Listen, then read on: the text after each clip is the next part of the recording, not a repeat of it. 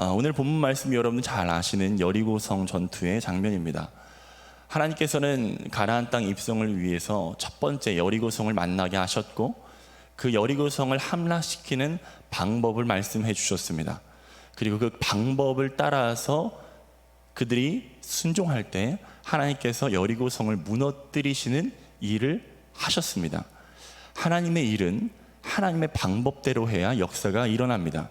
여러분 믿으십니까? 한번 따라해 볼까요? 오늘 말씀의 제목이기도 한데요, 하나님의 일은 하나님의 방법대로 해야 합니다. 방법대로 해야 합니다. 제가 좋아하는 선교사님인 중국 내지 선교, 중국 선교의 아버지라고 불리는 허드슨 텔러가 이런 말을 했습니다. 하나님을 의지하라. 하나님의 일을 하나님의 방법대로 행하면 하나님의 공급하심은 결코 끊어지지 않는다, 이런 말을 했어요. 제가 이 말이 너무 좋아서 제 바인더 앞에다가 항상 붙여놓고 이 말을 늘 상기하고 있습니다. 하나님의 공급하심이 물질적인 것이 될 수도 있고, 영적인 것이 될 수도 있고, 관계적인 것이 될 수도 있고, 어떤 것이든 예수 안에 모든 것이 하나님을 의지하는 자, 하나님의 일을 하나님의 방법대로 행하고자 하는 자에게 부어주신다는 사실을 믿으시기 바랍니다. 아멘. 하나님은요, 자신의 일을 이루시는데 효율적인 것, 효과적인 방법보다 하나님의 방법대로 하기를 원하십니다. 우리가 하나님의 방법을 추구할 때 세상은 미련하다, 어리석다 라고 이렇게 얘기할 수도 있습니다. 하지만 그러나 하나님의 일을 하나님의 방법대로 행해야 합니다. 여러분, 여리고성 함락할 때 여러분 방금 읽으셨던 것처럼 7번 도는 것, 그 얼마나 어리석은 일입니까? 하지만 하나님의 방법대로 행하니 하나님께서 역사하셨습니다. 여러분, 나아만 장군의 이야기를 여러분 알고 계실 것입니다. 그가 나병에 걸렸을 때 나병을 치유할 수 있는 세상의 의술과 방법들이 이미 많이 나와 있을 것이었습니다. 하지만 그는 요단강물에 들어가서 7번 씻어야 했습니다. 하나님은 그 방법을 통해서 그 나아만 장군에게 말씀하시고자 하는 메시지가 있었기 때문입니다.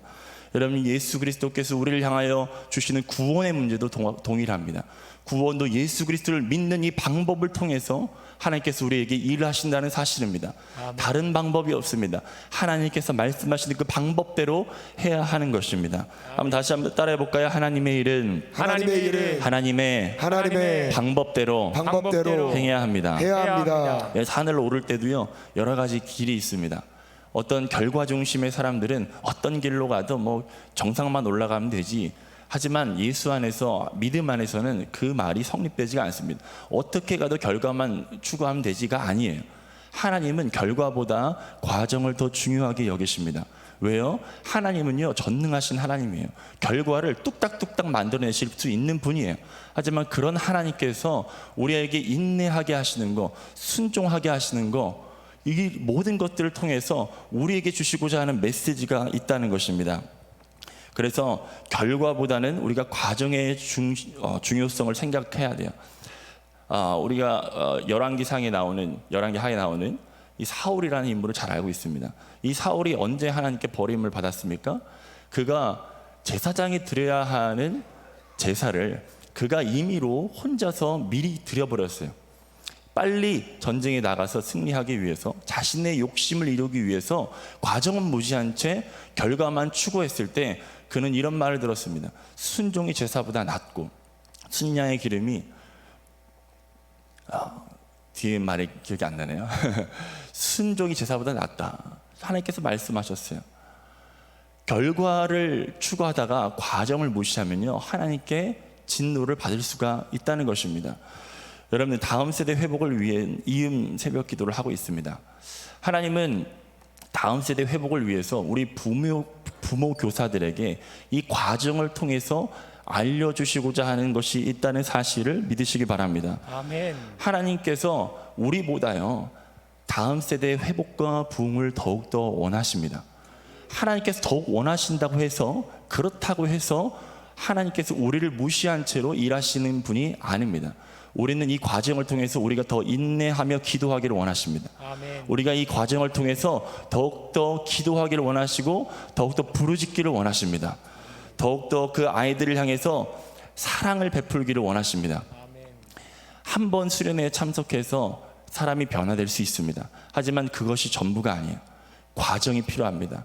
믿음은 들음에서 나며 들음은 그리스도의 말씀으로 말미암습니다. 이 말씀 하나 아는 것으로 믿음이 생기는 것이 아니에요.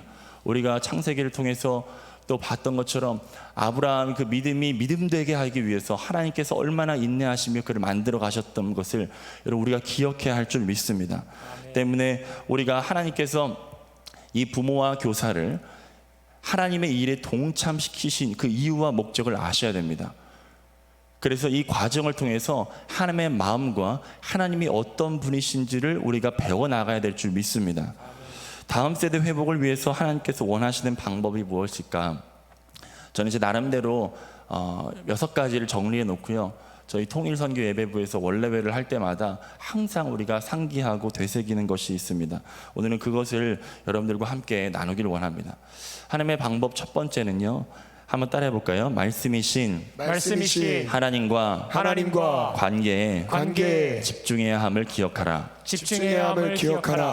하나님을 믿는 것은요, 하나님과 관계를 맺는 것입니다. 저의 학생 시절을 돌아보면 참 많은 수련회를 참석했습니다. 대부분의 수련회에서 앞장서서 준비했고요. 또 수련회 저녁 때만 되면 늦게까지 남아서 기도하는 것을 기쁨으로 여겼습니다. 그런데 제가 학생 시절에 가지고 있었던 한 가지 병이 있었는데 그것은 바로 캠프병, 수련회병이라는 것이었어요. 수련회 때는 뜨거운데 일상으로 들어오면 또 죄에 빠지고, 수련회 때 받은 은혜가 크면 클수록 죄에 빠지는 그 깊이가 더 커진다는 것도 느껴졌습니다. 똑같이 죄를 져도 수련회 때 은혜 받았기 때문에 그 죄가 더욱더 크게 느껴지고, 사탄은 그 과정을 통해서 제가 받았던 은혜가 가짜였다라고 하는 사실을 자꾸만 저에게 거짓말을 심어주고, 그 모든 과정이 저에게 너무나 고통스러웠습니다. 내가 수련회 때 그렇게 기도하면서 은혜 받았는데 왜 돌아와서 이렇게 힘든가, 왜 이렇게 또 다시 죄에 빠지나 하면서 힘들어할 때가 많이 있었습니다. 그런데 제가 신앙이 점점 더 성숙하면서 이것이 무엇 때문에 생긴 문제인지를 알게 되었습니다. 그것은 바로 누군가가 먹여주는 말씀만을 들었지 내가 직접 그 말씀을 먹지 않았다는 것이에요. 좋은 설교자, 뛰어난 설교자, 연합집회를 참석하면 그 당대에 가장 화려한 강사님들을 모셔가지고 말씀을 들어요. 그때 말씀 들을 때는 은혜가 되는 것 같은데 집에 돌아와서 집에서 스스로 혼자서 아무도 시키지 않은 그때에 말씀을 보고 묵상하고 하는 것을 전혀 몰랐다는 것이에요. 때문에 저는 말씀을 들을 때는 은혜를 받는 것 같은데 돌아오면 여전히 다시 일상으로 돌아오고 죄 가운데 돌아오는 것을 경험할 수 있었습니다. 하지만 군부대에 가서 제자훈련을 받고 또 그 가운데에서 묵상이라고 하는 것을 책을 통해서, 임은미 선교사님의 하나님이 찾으시는 사람 당신입니까? 그 책을 통해서 묵상이라는 것을 처음 알게 됐고, 그때 묵상을 하면서 제 신앙이 이제는 양은 냄비처럼 확 끓었다가 금방 꺼져버리는 그런 신앙이 아니라 뚝배기처럼 뜨거운 것이 계속 유지되는 그런 신앙으로 변화될 수 있었습니다. 여러분, 말씀을 통해 하나님과 관계를 맺는 것이 중요합니다. 우리 아이들에게도 하나님과 관계 맺는 것을 가르쳐야 될 줄 믿습니다. 그러려면 스스로 말씀을 봐야 돼요. 스스로 예수 그리스도를 내 삶에 초청하고, 그것이 수련회 때뿐만 아니라 매일매일의 삶 속에서 될 수 있도록 지도해야 할 줄 믿습니다. 요한복음 4장에서 사마리아 여인이 예수님을 만나서 변화되는 사건을 다루고 있습니다. 그 후미에 보면 이 사마리아 여인이 너무나 은혜를 받고 자기가 마을로 들어가죠. 물동이를 버려두고 마을로 들어가서 사람들에게 막 얘기를 합니다. 그러니까 사마리아 사람들이 은혜를 받고 이렇게 얘기해요. 우리도 예수님을 좀 만나게 해달라. 우리도 직접 예수님을 만나고 싶다라고 얘기를 합니다. 우리 그 부분을 말씀을 통해서 한번 살펴보겠습니다. 요한복음 4장 30절에서 42절 같이 읽습니다. 시작. 사마리아인들이 예수께 와서 자기들과 함께 유하시기를 청하니 거기서 이틀을 유하심에 예수의 말씀으로 말미암아 믿는 자가 더욱 많아 그 여자에게 말하되 이제 우리가 믿는 것은 내 말로 인함이 아니니 이는 우리가 친히 듣고 그가 참으로 세상의 구주신 줄 알미라 하였더라. 누군가가 전해준 말씀, 들은 말씀이 아니라 이 사마리아 사람들이 언제 예수가 구주신 줄 고백했습니까? 우리가 친히 듣고라고 하는 예수님과의 인격적인 관계가 형성될 때 그들이 예수가 나의 구주십니다 라는 고백을 드렸다는 것입니다. 여러분, 부모와 교사가 많은 수고를 통해서 아이를 설득해서 수련회 가운데 가까스로 데리고 가죠. 수련회에 가면 완전히 새 사람이 될 것이라는 믿음을 가지고 수련회 가운데 보냅니다. 하지만 그 마음 가운데 내 부모로서 교사로서 내가 해야 될 책무는 내려놓고 그냥 사역자에게 맡겨놓고 좀 해줬으면 좋겠다, 좀 변화시켜줬으면 좋겠다, 이런 것을 하나님께서 원하는 것이 아닙니다. 어떤 수련회 가운데 받은 은혜를 통해서 어떤 한탕주의, 은혜의 한탕주의를 바라는 것은 올바른 태도가 아닙니다. 하나님께서는 이 과정을 통해서 우리에게 주시고자 하는 메시지, 인내와 기도와 사랑과 눈물을 하나님께서 받으시길 원하신다는 것을 기억하시기 바랍니다. 아멘. 여러분들, 제 주변에도요, 수련회 때 많은 은혜를 받고 함께 기도했던 친구들이 있어요. 그 친구들은 수련회 때 가장 도드라지게 앞에 나와서 기도하고 열심히 했던 친구들이에요. 근데 그런 친구들이 지금은 신앙생활 제대로 하지 않는 친구들이 있습니다. 참으로 안타깝습니다. 중요한 것은 양은 냄비처럼 끓어오르는 정열적인 어떤 퍼포먼스가 아니라 우리 안에 예수 그리스도 안에서 끝까지 타오르는 어떤 뚝배기 같은 그런 사랑이 우리 가운데 있어야 될 줄 믿습니다. 아멘. 우리 자녀들에게 그것이 있어야 될 줄 믿습니다. 아멘. 수련회에 참석시키려고 애썼던 그 마음, 그 열정 그대로 수련회 이후에 더 열심을 다해서 우리 아이들을 사랑하고 섬겨야 될 줄 믿습니다. 아멘. 여러분의 아이들이요, 직접 하나님의 말씀을 읽고 그 말씀을 통해서 변화되는 것을 볼 때, 아이들이 변화되는 것은 나의 말이나 어떤 사역의 화려함이 아니라, 기술이 아니라 하나님의 말씀이 이 아이들을 변화시킨다는 사실을 여러분 알게 될 것입니다. 말씀은 무엇입니까? 말씀은 하나님 그 자체이신 줄 믿습니다. 아멘. 그들이 말씀을 스스로 읽을 때 하나님과 관계를 직접 맺는 것임을 기억하시기 바랍니다. 하나님 말씀에 대해서 히브리서 4장 12절에서 13절 이렇게 말씀합니다. 같이 읽습니다. 하나님의 말씀은 살아있고 활력이 있어 좌우에 날선 어떤 것보다 예리하여 혼과 영과 및 관절과 골수를 찔러 쪼개기까지 하며 또 마음의 생각과 뜻을 판단하나니 지으신 것이 하나도 그 앞에 나타나지 않음이 없고 우리의 결산을 받으실 이의 눈앞에 만물이 벌거벗은 것 같이 드러나느니라. 아멘. 하나님의 말씀은 살아있습니다. 하나님이 살아계신 것처럼 하나님의 말씀은 살아있는 줄 믿습니다. 여러분, 뛰어난 설교가를 통해서 마음에 불이 지펴질 수는 있어요. 하지만 말씀의 장작이 그 아이들의 마음 가운데 쌓여있지 않으면 그 불은 금방 꺼져버리는 것입니다. 때문에 여러분, 하나님과 관계를 맺게 하기 위하여 아이들에게 성경을 읽히시기 바랍니다. 하나님의 말씀을 정기적으로 꾸준하게 먹이시기를 축복합니다. 아멘. 하나님의 방법 두 번째는 자라게 하시는 분은 오직 하나님이심을 기억하라 합니다. 제가 뒤에 다룰 내용들이 많아서 제가 조금 더 속도를 낼 테니까 여러분 귀를 쫑긋하시고, 지금도 말이 좀 빠른데요, 잘 집중해서 들어주시기 바랍니다. 고린도전서 3장 6절에서 9절 말씀 같이 읽습니다. 시작. 나는 심었고 아볼로는 물을 주었으되 오직 하나님께서 자라나게 하셨나니 그런즉 심는 이나 물 주는 이는 아무것도 아니로되 오직 자라게 하시는 이는 하나님뿐이니라. 심는 이와 물 주는 이는 한 가지이니 각각 자기 일한 대로 자기의 상을 받으리라. 우리는 하나님의 동역자들이요 너희는 하나님의 밭이요 하나님의 집이니라. 여러분, 고린도 교회에 분쟁이, 다툼이 일어났던 이유는 하나님을 의지하지 않고 사람을 의지했을 때 발생했습니다. 수련회 때도요, 사람을 의지할 수 있어요. 사역자를 의지할 수 있어요. 하지만 기억하십시오. 하나님께서 자라게 하십니다. 아멘. 여기서 강조점은 자라게 하시는 분은 하나님이라는 사실인 것을 기억하라는 것입니다. 같은 장 4절에서 5절 말씀에 이렇게 말씀해요. 어떤 이는 말하되 나는 바울에게라 하고 나는 다른 이는 나는 아볼로에게라 하니 너희가 육의 사람이 아니리요. 그런즉 아볼로는 무엇이며 바울은 무엇이냐? 그들은 주께서 각각 주신 대로 너희로 하여금 믿게 한 사역자들이니라. 이렇게 말씀합니다. 사역자들은 하나님의 말씀을 전하는 통로일 뿐이지 그 사역자 자체에게 능력이 있는 것이 아닙니다. 때문에 우리 시선이 사역자를 격려하고 칭찬하는 것은 돼야 되지만 사역자 그 자체를 자랑해서는 안 됩니다. 하나님께만 돌려야 될 영광을 다른 무엇과 바꿔서는 절대로 안 되는 줄 믿습니다. 아멘. 말씀을 받는 사람은 그렇게 받아야 되고, 또한 앞장서 있는 사역자와 또한 찬양 인도자, 앞장선 사람들이 있어요. 사람들 앞에, 눈앞에 띄는 사람들이 있어요. 그런 사람들이 그 수련회 가운데, 분위기 가운데 자신이 뭔가 하는 것처럼 이런 높아진 마음을 가질 수 있습니다. 때때마다 경계하고 때때마다 깨어 있어서 그 모든 교만을 물리쳐야 할 줄 믿습니다. 아멘. 그래야 하나님께서 역사하십니다. 아멘. 바울이 고백했듯이 심는 이와 물 주는 이는 아무것도 아닙니다. 이 고백이 그들 가운데 있어야 할 줄 믿습니다. 나는 무익한 종입니다. 나는 하나님께 쓰임받을 뿐입니다. 이 고백이 있을 때 그 겸손을 통해서 하나님께서 그 말씀 가운데, 그 찬양 가운데 임재하셔서 역사하는 줄 믿습니다. 아멘. 하나님의 방법 세 번째는 우리를 하나님의 동역자로 삼으셨다는 것입니다. 우리를 하나님의 동역자로 삼으셨다. 우리 교사와 부모를 하나님의 동역자로 삼으셨다는 것입니다. 제가 아시아 어린이부를 담당할 때 동역했던 한 부장님이 계십니다. 그 부장님은 매 주일마다 헌신적이셨고, 이렇게 수련회 기간만 되면 자신의 생업도 조절해 가면서 그렇게 열심히 교회에 나와서 섬기셨습니다. 그런데 그 안수 집사님, 그 부장님을 아는 주변 사람들이 이렇게 이야기한 것을 들었다고 저에게 얘기해 줬어요. 집사님, 요즘 무슨 일 있어? 요즘 교회에서 잘 안 보이던데. 이렇게 얘기를 하는 거예요.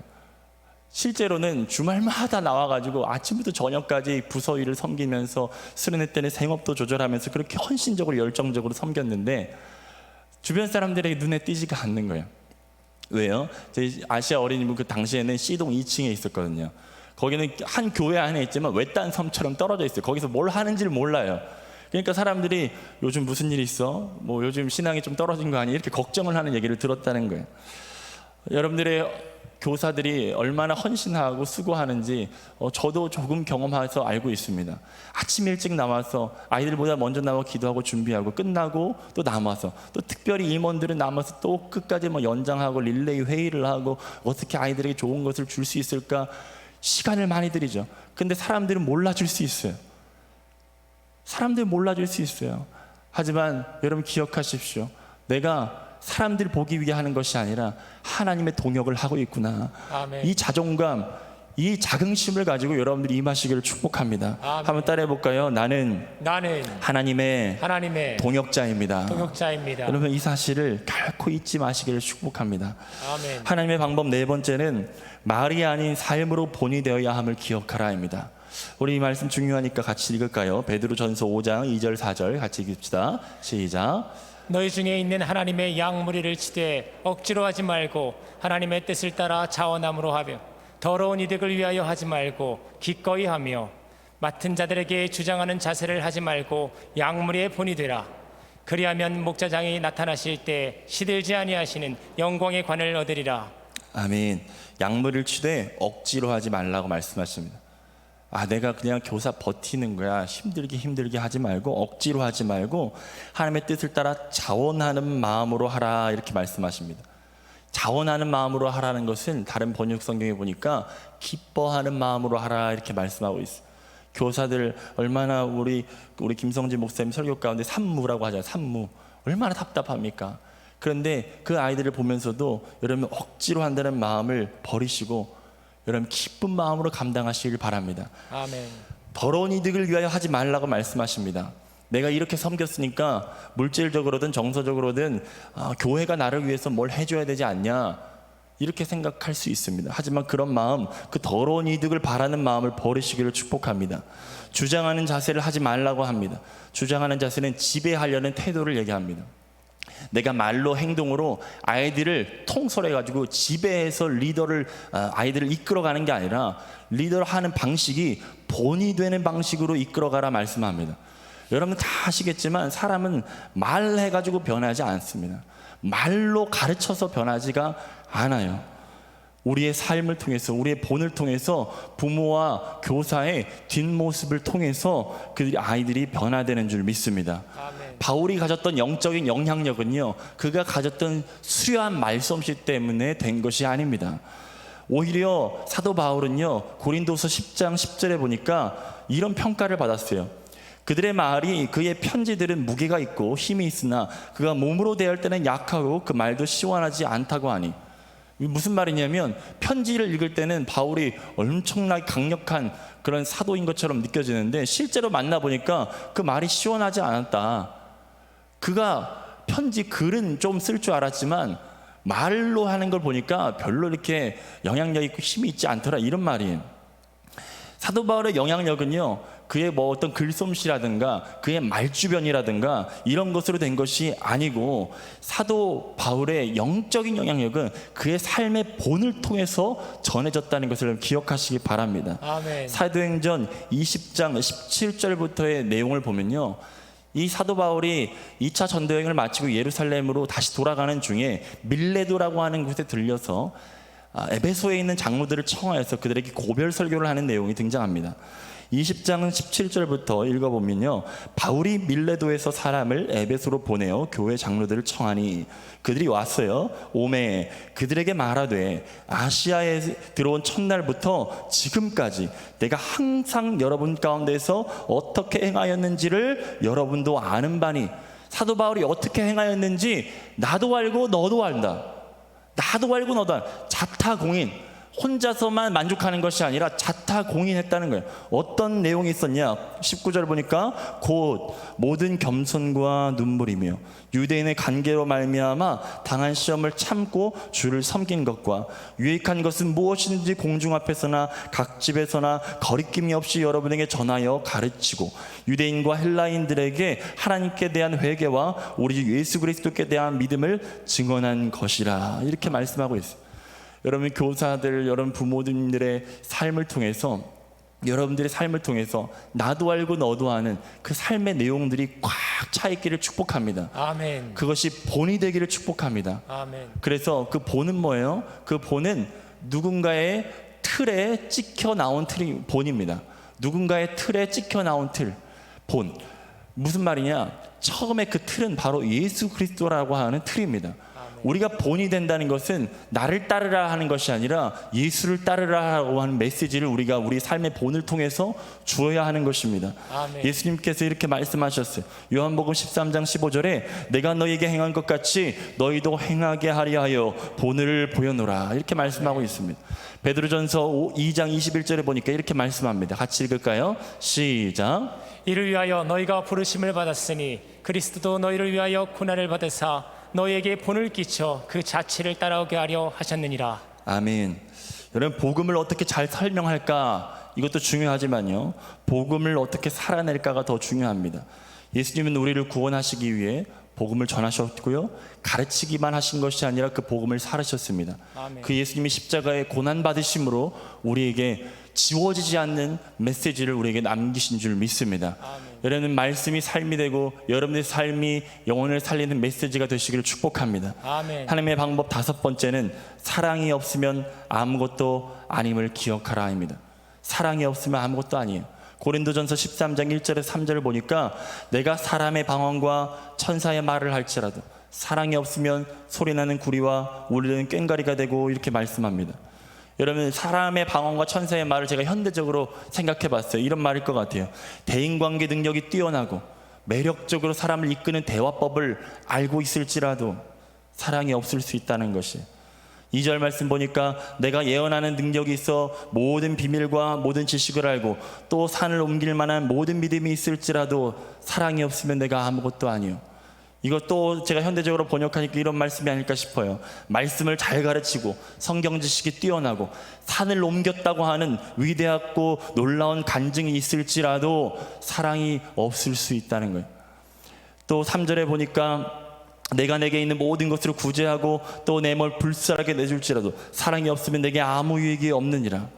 아이들을 위해서 물질로 끊임없이 섬기고 시간을 아끼지 않고 섬기고 봉사했을지라도 사랑이 없을 수 있다는 거예요. 여러분, 이 사랑이 없다는 것은 자기 자신을 비춰보지 않으면, 말씀 가운데 끊임없이 비춰보지 않으면 내 안에 사랑이 말랐는지, 아니면 사람들이 눈에 보기에 좋으려고 행동하는지, 사람들에게 칭찬받고 인정받기 위해서 하는지 분별할 수 없어요. 늘 기도와 말씀의 자리 앞에 나와야지, 하나님의 성령의 빛에 나를 비춰봐야지, 내 안에 사랑이 있는지, 내 안에 그리스도의 사랑이 있는지, 아니면 인간적인 열심인지를 스스로 판단할 수가 있다는 것입니다. 이것은 누가 가르쳐줘서, 누가 지명해줘서 비판해서 바뀔 수 있는 것이 아니에요. 하나님께서 나와 1대1 관계 가운데 내 안에 사랑이 없구나 라고 하는 것을 알 수가 있다는 거예요. 근데 반면 사랑이 있으면요, 사람이 변화됩니다. 사랑을 통해서 사람이 변화돼요. 우리 교회에도 한번 오셨던 김관성 목사님이 계셔요.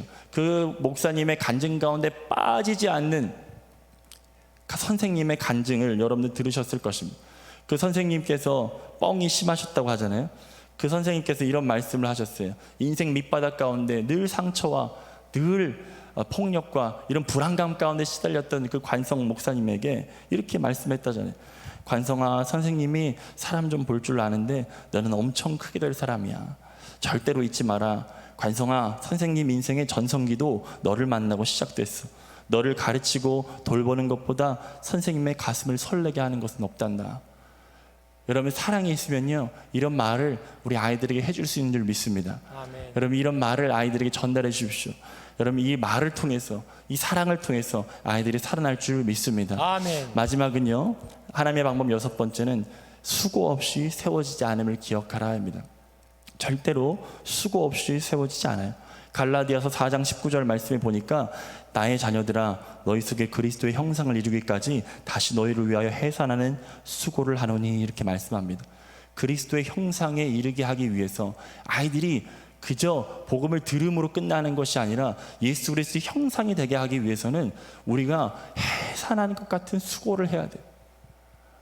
그냥 한번 수련회 가운데 던져놓고 네가 알아서 좀 바뀌어와라, 이런 마음이 아니라 부모와 교사가, 교회가 한 마음이 돼서 이 아이들을 수고하고 헌신할 때 이 아이들이 변화될 수 있다는 것입니다. 아멘. 골로새서 1장 24절에 보니까 나는 이제 너희를 위하여 받는 괴로움을 기뻐하고 그리스도의 남은 고난을 그의 몸된 교회를 위하여 내 육체에 채우노라, 이렇게 말씀합니다.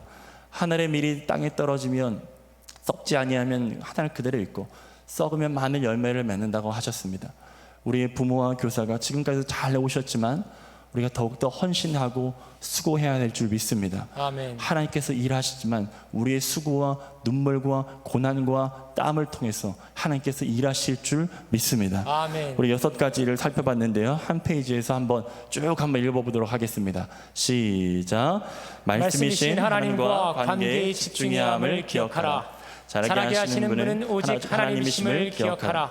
우리를 하나님의 동역자로 삼으셨음을 기억하라. 말이 아닌 삶으로 본이 되어야 함을 기억하라. 사랑이 없으면 아무것도 아님을 기억하라. 수고 없이 세워지지 않음을 기억하라. 이 6가지를 늘 기억하시고 이번 수련회 가운데 하나님께서 역사하는 현장을 여러분들 간증하시길 축복합니다. 아멘. 우리 다음 세대를 위한 기도 제목 할 텐데요, 이때 목사님 나와주시고 반주자 나와주시고요, 우리 같이 7가지인데요 이 기도 제목을 우리의 마음 다하여서 하나님의 보좌에 올려드리는 기도로 우리 함께 진심을 다하여서 같이 기도하겠습니다. 시작. 사랑하는 다음 세대의 영혼들 모두가 인생의 주인이신 하나님을 인격적으로 만나 거듭난 자녀들이 될지어다. 우리의 다음 세대들이 미디어 중독, 동성애, 음란, 왕따와 폭력, 이단 사이비의 유혹 등 타락한 세상 속에서 이 세대를 본받지 않으며 요셉과 같이, 다니엘과 같이 빛의 자녀로서 구별된 삶을 살아갈지어다. 한밭제일교회 다음 세대 영혼들은 부모를 공경하고 순종하는 믿음의 자녀들이 될지어다. 성령의 지혜로 충만하여 맡겨진 학업을 능히 감당하는 세대가 될지어다. 한밭제일교회 다음 세대들은 하나님께서 창조하신 목적과 계획을 속히 깨달으며 하나님의 꿈과 비전을 발견하여 전진하는 믿음의 세대가 될지어다. 우리의 다음 세대들이 말씀과 기도로 중무장되며 교회를 넘어 가정과 학교와 학원에서 복음을 전하는 거룩한 통로로 쓰임받을지어다. 여름사역 일정들을 통해서 한밭제일교회 모든 교육부서에 부흥의 역사가 있을지어다. 여름사역이 안전하고도 강건한 사역이 될지어다. 다음 세대를 가르치는 교사들에게 예수님의 사랑과 불행의 열정으로 충만할지어다. 교사들의 땀과 눈물의 씨앗이 곧 그 열매를 보게 될지어다. 아멘. 하나님께서 자라게 하실 것입니다. 우리의 뿌린 눈물과 우리의 뿌린 수고와 헌신을 주님 기억하시고 결코 외면하지 않으실 것입니다.